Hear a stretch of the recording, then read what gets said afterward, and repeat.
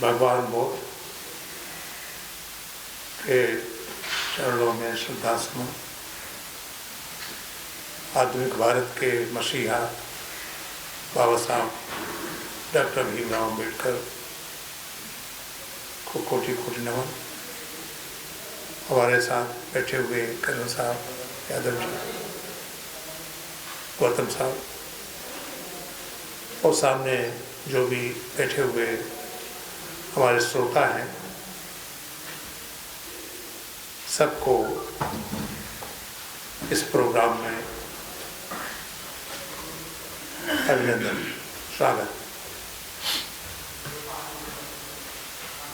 गौतम साहब का ये प्रयास यद्यपि बहुत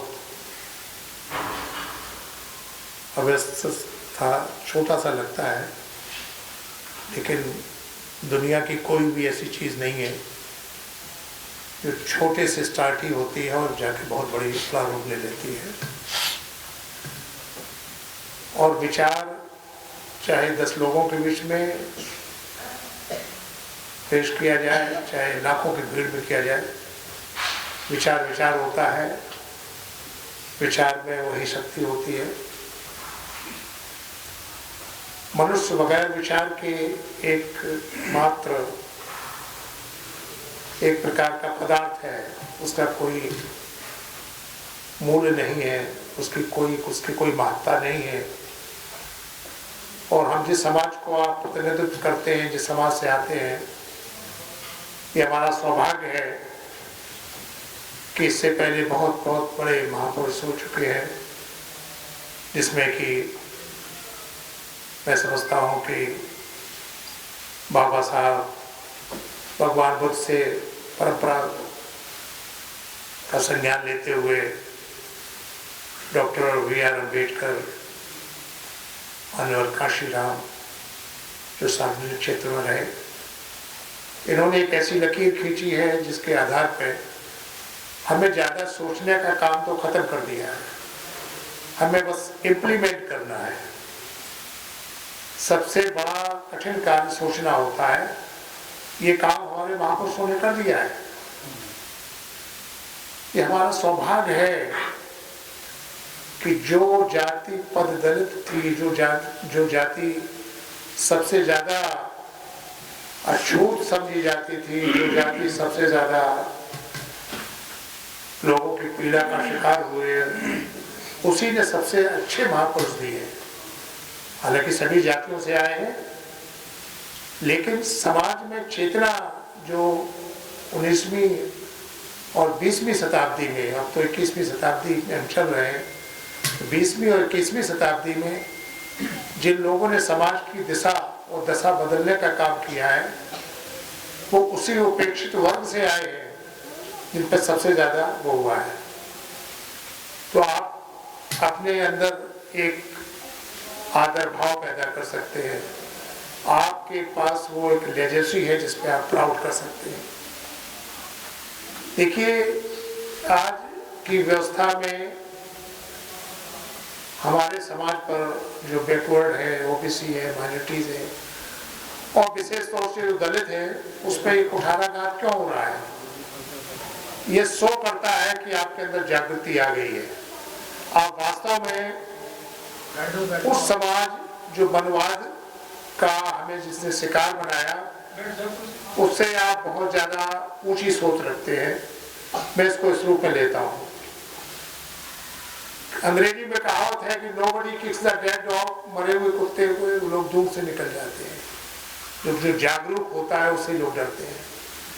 अब जरूरत यह है कि जो परिस्थितियां पिछले 7 सालों में राजनीति ने पैदा की है, एक हमारा ग्राफ बाबा साहब के दिशा संविधान की व्यवस्था के अनुसार बढ़ रहा था। अब पता चला कि ये कितना भूचाल लाने वाला था, कितना प्रगति का एक बहुत बड़ी हाई स्पीड की ये यात्रा थी, जो कि कितना कष्टकारी रही होगी। इसीलिए इस समाज को दबाने के लिए आज की व्यवस्था ने कितना कुशक रचा है कि हर एक स्तर पर दबाने का काम किया जा रहा है। लेकिन सबसे बड़ी खुशी की बात यह है कि बौद्धिक क्षमता के होते हुए जो पढ़ा लिखा समाज है वो उतना एक्टिव फील नहीं होता है। जिससे रिजर्वेशन का फायदा लिया वो अपने अपने आलीशान मकानों में बैठा हुआ केवल टीवी सोशल मीडिया के जरिए चाय के कप में तूफान लाता रहता है। वो बाहर निकल के अपने भाइयों के समर्थन में उनके बीच नहीं जाता है। यही दुर्भाग्य है। और शायद बाबा साहब का भी यही उनके अंतिम समय में दुख रहा कि जिन पढ़े लिखे लोगों से उम्मीद थी और जिनका एक सार्थक योगदान चाहिए था वो नहीं मिला। लेकिन मैं इसमें एक सुखद स्थिति ये देखता हूँ कि हमारी जो गांव देहातों में रहने वाली पीढ़ी यद्यपि उन्हें आर्थिक तौर से बहुत ज़्यादा फायदा नहीं हुआ है लेकिन सामाजिक न्याय की लड़ाई उन तक पहुंची है। और बड़ा अच्छा लगता है जब वो हमसे ज़्यादा कहीं और ज़्यादा प्रेरित होते हैं और उनके अंदर बड़ा साहस आत्मविश्वास होता है सामाजिक लड़ाई लड़ने के लिए। लेकिन उसको कोई लीड करने वाला नहीं है। सवाल केवल इस बात का है उनका कोई योगदान हमारे जितने भी मूवमेंट है बड़े बड़े शहरों तक ही सीमित रहते हैं। हमारा अपना सोच है कि हमें जो जैसे इस टाइप की यहाँ मीटिंग कर रहे हैं अगर हमारे लोग कुछ योगदान करके ऐसे प्लेटफॉर्म को गांव देहातों में पहुंचाएं। एक बार हमने गौतम साहब से इसकी चर्चा भी की थी कि जो समाज को प्रेरणा देने वाले सीरियल्स बन रहे हैं आजकल, बड़ा अच्छे अच्छे गायक भी, फिल्म इंडस्ट्री का भी बड़ा योगदान मिल रहा है जिसमें कि काशीराम साहब पे, बाबा साहब पे, भगवान बुद्ध पे अच्छे अच्छे गीतों का प्रसारण हो रहा है। तो इसका एक बहुत बड़ा हम सामाजिक क्रांति ला सकते हैं। लोगों में बड़ी एक सोच पैदा कर सकते हैं कि हम इसको यूनाइट होकर कैसे आगे बढ़े। अभी इटावा में इलेक्शन हो रहे थे, मैंने 12 दिन दिए अपने रिसोर्सेज से, अपनी गाड़ी अपना सब कुछ खर्चा करके 12 दिन में हमने 66 गाँव का दौरा किया। स्पष्ट इस बात का है कि पार्टियों का अगर आप वो देखें, कोई भी पार्टी हो, कोई आदर्श पार्टी तो है नहीं, लेकिन फिर भी अगर बीएसपी का आप दें तो हमारे गांव में, गांव गली देहातों में लोगों के दिल दिमाग में बसी हुई है। और क्यों बसी हुई है? वो मायावती की वजह से नहीं, वो बानवर काशीराम जी की वजह से बसी हुई है। डॉक्टर अम्बेडकर का बहुत बड़ा उसमें फिलॉसफी है, लेकिन उन लोगों को कोई सही गाइडेंस देने वाला नहीं है। तो मैंने सोचा कि भाई देखो, थोड़ा सा योगदान भी बहुत बड़ा योगदान बन सकता है। जो हमारा रिव्यू है, जो हम सोचते हैं, जो हम पढ़ते हैं, देखते हैं, ये साधारण गांव किसान तक नहीं पहुंचता है। और जो सोशल मीडिया का समय है उसमें बहुत सी चीज़ें आदि फेक होती हैं, आदि मोटिवेटेड होती हैं, एक व्यू देना पड़ता है। तो हमने लोगों को यही समझाया कि देखिए, अब आप लोग डायनेमिक सोच रखिए, कंजर्वेटिव सोच नहीं। पहला तो यह है कि हमारे राजनीति, बाबा साहब ने जैसा कहा था कि राजनीति एक ऐसी कुंजी है जिसमें सब सफलता के दरवाजे खुलते हैं। लेकिन दुर्भाग्य से राजनीति में हमारे शिक्षित विकसित विचारधारा के लोग नहीं जाते हैं। ये दुर्भाग्य रहा है। अपर कास्ट की पार्टी से तो हम इसकी ज्यादा आशा नहीं कर सकते थे, लेकिन जो हमारे आउटफिट्स थे जैसे बीएसपी था, इससे उम्मीद की जाती थी कि हमारे जिस क्षेत्र में जो लोग अग्रणी हों उनको आगे बढ़ाएं। लेकिन किसी राजनीतिक कंपल्सन से वो नहीं हो सका।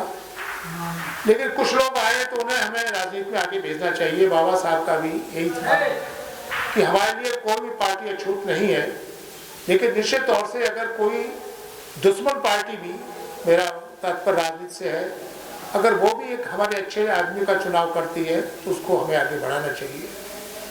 तो इसी फिलॉसफी को लेके हम चुनाव में गए। कहीं हमने बीएसपी वाले को सपोर्ट किया। तो सबसे ज़रूरी मेरा संबोधन हर एक जगह यही रहता है कि यूनिटी आती है, यूनिटी के बगैर आप कोई काम नहीं कर सकते हैं। हमारा 90% मास बिल्कुल यूनाइटेड है, केवल 10% मास जो शिक्षित है वो यूनाइटेड नहीं है। उसके अंदर बड़ी ईर्ष्या भाव है, उसके अंदर बड़ा कंपटीशन है, और मैं तो उसको इंफीरियरिटी कॉम्प्लेक्स कहता हूँ। जो जितना सुलझा हुआ होता है वो उतना सहज रहता है। लेकिन हमारे यहाँ जो पढ़ लिख के नौकरियों में रिटायर हो गए, सर्विस क्लास की तो बात ही छोड़िए, जो नौकरी कर रहे हैं वो तो अपने को खुदा समझते हैं, लेकिन जो रिटायर हो गए हैं वो अपनी बाल बच्चों में इतने नाती पोतों में और परेशानियों में रहते हैं। मेरे ख्याल से हमें डेवलप करना चाहिए कि एक स्टेज के बाद में उसको भी छोड़ देना चाहिए। और समाज में ठीक है हमारी कुछ व्यवस्थाएं हैं एज के लिहाज से, मेडिकल्स की उसकी बहुत सी है, तो शहरों में रहना जरूरी है। लेकिन मान के चलिए कि हमारे बुजुर्ग तो गांव देहातों में रहते थे, तो हमें कुछ समय निकाल के महीना में 10 दिन ही सही एक मिशन बनाना चाहिए कि गांव देहातों में जाकर ये विचारधारा को फैलाएं। और जहाँ तक आर्थिक मदद की बात है, देखिए हमारे यहाँ जिसके पास जितना पैसा है वो आदमी उतना ही कंजूस है। ये मेरा अपना व्यक्तिगत अनुभव रहा है। जिसके पास जितनी ज़्यादा पावर है वो आदमी उतना ही कंजूस है। तो जो गरीब आदमी का दिल होता है बहुत बड़ा होता है। तो हमारी इस मंच से गौतम साहब से यही है कि आपको एक मीडिया का चैनल मिला है, हर महीना नहीं तो 3 महीने में कुछ ऐसा करें कि 4 दिन का ही कुछ एरिया निश्चित कर लें, वहाँ एक टीम को ले जाएं, एक गाड़ी में सबको डालें, 4-5 लोग बैठे और वहाँ लोगों को इन्फॉर्म कर दें। ये जैसे आज यहाँ पिक्चर दिखाई वो दिखाएं, और एक जो समकालीन परिस्थितियों में जो हमारे रोजी रोटी, गौरव और सब चीज़ों को प्रगति को रोकने में बीच में आ रही हैं, उनके बारे में करें, और उनके माध्यम से हमें कुछ आर्थिक सहयोग भी मिलेगा। तो ये काम देखिए क्या होता है कि जंगल में मोर नाचा किसने देखा। वास्तव में स्थिति आज जंगल में मोर नचा वही लोग देखते हैं। दिल्ली के शहर में, दिल्ली के एनसीआर में कुछ भी करते रहो, वो चीज़ यहीं उठ के यही समाप्त हो जाती है, गांव देहातों तक जाती नहीं है। तो ज़रूरत ये है कि हम इस मूवमेंट को बाहर ले जाएं, और बाहर ले जाने में उसमें हमें योगदान भी मिलेगा। और हमारा इतना है कि जितना हमारा पैसा आने जाने में या टीम का खर्चा होगा, उसका हमें मेरे ख्याल से घाटे में सौदा नहीं रहेगा, उसमें मूवमेंट बनता हुआ चला जाएगा और बड़ा आर्थिक योगदान भी मिलेगा। तो ज़रूरत यह है कि आज की परिस्थितियाँ हमें कहाँ ढकेल रही हैं, उससे हमें उस जनमानस को प्रेरित करना है जो राजनीति में सक्रिय योगदान कर सके। नहीं तो लोग ब्लाइंड होके मायावती, अखिलेश, इन सब का एक पिछलगू बन के कुछ होना नहीं है, क्योंकि इन सब पार्टियों का एक ही सोच रहती है, ब्राह्मणवादी व्यवस्था इन प्रकार लागू करना। क्योंकि जब तक हमारे निर्भीक लोग नहीं रहेंगे, और निर्भीक वही होंगे जो अपने पैरों पर खड़े हैं, जिनका एक सामाजिक अध्ययन है, जिन्होंने क्षेत्र में कुछ किया है, ऐसे लोगों को बुलाना चाहिए। हमने 2015 में इटावा में एक राष्ट्रीय परिवर्तन सम्मेलन का आयोजन किया था, जिसमें पूरे देश से हमने बड़े बुद्धिजीवी लोग बुलाए थे, जिसमें कि कांचा इलैया जो बड़ा मशहूर लेखक गडरिया समाज के थे, मौलाना आज़ाद यूनिवर्सिटी हैदराबाद के थे, जेएनयू के हमने प्रोफेसर बुलाए, लखनऊ यूनिवर्सिटी से बुलाए, और कुछ लोकल समाज सेवी लोग भी बुलाए। और वो सम्मेलन की आज भी लोग डिमांड करते हैं कि साहब ऐसा सम्मेलन कभी हुआ नहीं, और उन्होंने बड़ा जागृति प्रदान की। तो देखिए हम लोग सोचते बहुत हैं लेकिन उसको इम्प्लीमेंट नहीं करते हैं। हमें बाबा साहब भगवान बुद्ध का सबसे बड़ा कंपैशनेट भी होना चाहिए। जिस आदमी को जितना ज़्यादा आता है, जितना ज़्यादा शिक्षित है, उसको उतनी कंपैशनेट होना चाहिए। छोटे छोटे आदमी की बात सुनकर उसमें कुछ योगदान हो सकता है तो करना चाहिए।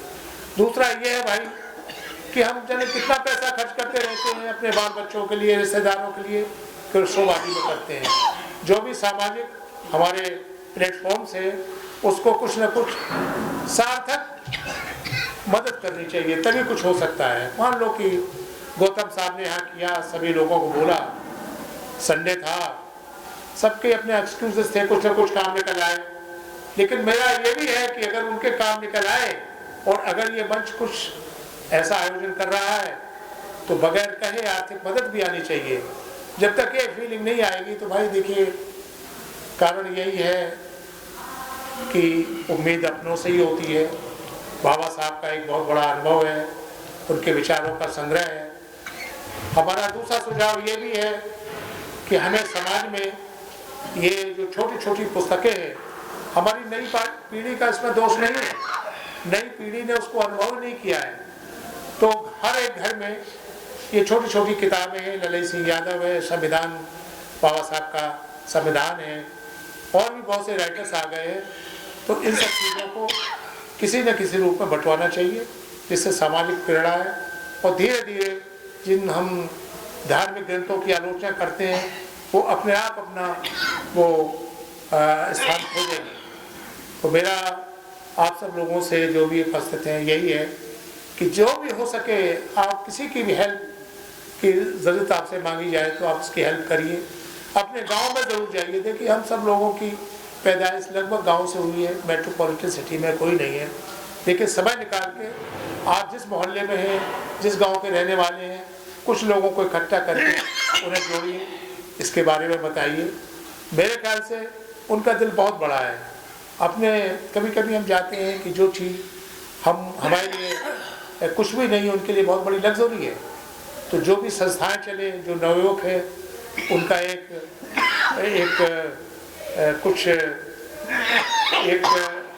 कमेटी बनवा दीजिए कि भाई किसी मोहल्ले में अगर 10 लड़के 4 लड़के उनको बैठ के कि भाई इसमें हफ्ते में या महीने में बैठ के कुछ चर्चा करो, ये पुस्तक पढ़ के सुनाओ, तो कहीं न कहीं जो हमारी नई पीढ़ी है उसमें एक जागृति आएगी।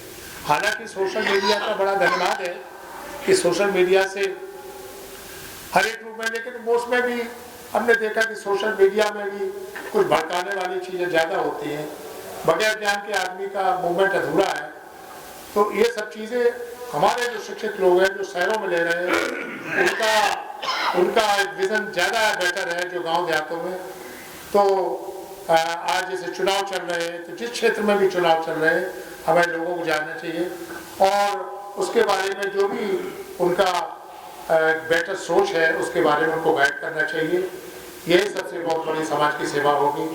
और कुछ पैसा, बाबा साहब ने कहा कि अपनी कमाई का कुछ पैसा सामाजिक जो प्लेटफॉर्म चल रहे हैं उनमें जरूर देना चाहिए।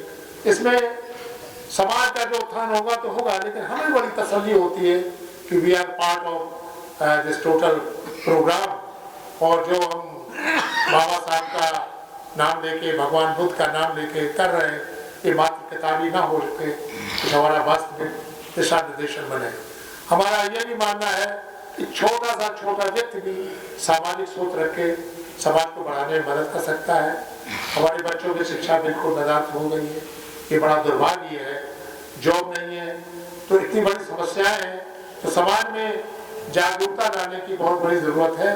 और हम समझते हैं कि हमारा कारवां निराशापूर्ण स्थिति में नहीं है, हमारे समाज में काफ़ी बुद्धिजीवी है, बस उनको रोल प्ले करने की आवश्यकता है, उत्साह बढ़ाने की आवश्यकता है।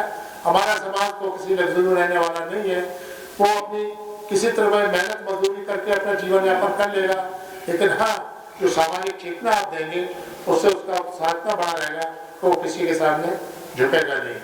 इन्हीं शब्दों के साथ में मैं अपनी बात को विराम देते हुए केवल इतना कहना चाहूँगा कि जो भी लोग यहाँ बैठे हैं वो सब अपने आप में प्रकाश के एक पुंज हैं, प्रकाश की एक ज्योति है, केवल उसको जगाने की जरूरत है। आप किसी से कम नहीं है, आप जो भी कुछ योगदान कर सकते हैं बिल्कुल एक समर्पित भाव से कर दीजिए, उसमें किसी रिटर्न की आशा मत कीजिए। आज हम इतनी बड़ी जगह पर बैठे हुए हैं, जंगल में मंगल हो रहा है, ये भी किसी का पुरुषार्थ ही है, हमें भी ऐसे पुरुषार्थ करना चाहिए। इन्हीं बातों के साथ में अपनी बात को विराम देता हूँ और आपका बहुत बड़ा आभारी हूँ। मैं गौतम साहब का बहुत बड़ा आभार मानता हूँ कि कम से कम उन्होंने 10 लोगों को बुला के किसी बात कहने का, विचार समझने का एक माध्यम दिया, एक ऐसी सोच पैदा की और आगे भी। देखिए हमारे पास में यादव जी बॉम्बे से आए हैं, क्या था के लिए, कितना कष्ट करके से आए, पैसा खर्च करके आए। इसका मतलब एक सोच ही है जो उन्हें मजबूर करती है। तो यही सोच इतनी उम्र में हमारे कर्नल साहब भी बैठे हुए हैं, देश की सेवा की है, फिर भी देश की सेवा अपनी जगह पर है, लेकिन अगर अपने समाज की सेवा ना हो पाए तो हमारा क्या योगदान है। इन शब्दों के साथ में मैं आपका बहुत बड़ा आभार मानता हूँ, और मेरा जहाँ भी योगदान होता है मुझे अच्छा लगता है, ये मेरी सेहत को संभालता है। हमको मुझे लगा कि मैं कोई मेहरबानी नहीं कर रहा हूँ, मुझे जहाँ भी मौका मिला मैंने कोशिश की, लेकिन जिसको फायदा हुआ हो उसको तो हुआ हो, लेकिन मुझे बड़ा फायदा हुआ है कि मुझे बड़ा तसल्ली हुई है कि मेरा भी कुछ योगदान हो सका है। इसी भावना के साथ में आप सबका एक बार पुनः आभार, धन्यवाद। जय भीम, जय भारत।